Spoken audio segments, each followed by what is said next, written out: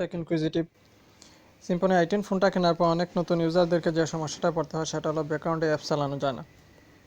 আজকে আমি আপনাদেরকে দেখাবো কীভাবে ব্যাকগ্রাউন্ডে অ্যাপস চালাবেন। প্রথমে আপনাদের ডায়ালারে যাবেন, ডায়ালারে গিয়ে একটা কোড টাইপ করবেন। কোডটা আমি ভিডিওর ডিসক্রিপশনে দিয়ে দিয়েছি। কোডটা হলো *#569726 #569726#* এই কোডটা দেওয়ার পর আপনাদের এরকম আসবে। তারপর এখানে লরেম এনেবল এবং ব্যাকগ্রাউন্ড এনেবল এই দুইটাতে টিক চিহ্ন দেওয়া থাকবে এবং ব্যাকগ্রাউন্ড সার্ভিস লিমিট 4 দেওয়া থাকবে। আপনারা এই দুইটা টিক চিহ্ন উঠিয়ে দেবেন এবং ব্যাকগ্রাউন্ড সার্ভিস লিমিট 8 দিয়ে দেবেন। তারপর ব্যাক দিয়ে বেরিয়ে আসবেন। তারপর ফোন অ্যাসিস্টে যাবেন। ফোন অ্যাসিস্টে গিয়ে পাওয়ার সেভার অপশনটাতে যাবেন। এখান থেকে অপটিমাইজেশন মোড, তারপর এটা অফ করে দেবেন। তারপর বেরিয়ে আসবেন।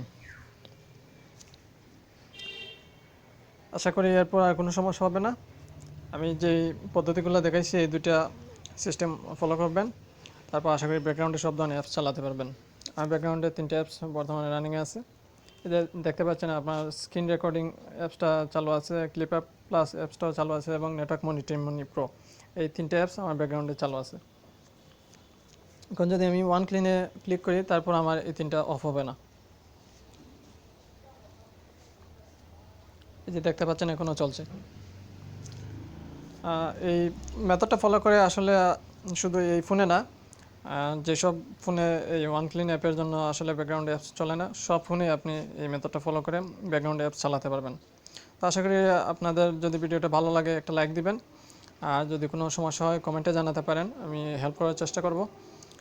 আর আরও এই ধরনের টিউটোরিয়াল পেতে আমার চ্যানেলে সাবস্ক্রাইব করতে পারেন। সবাইকে ধন্যবাদ।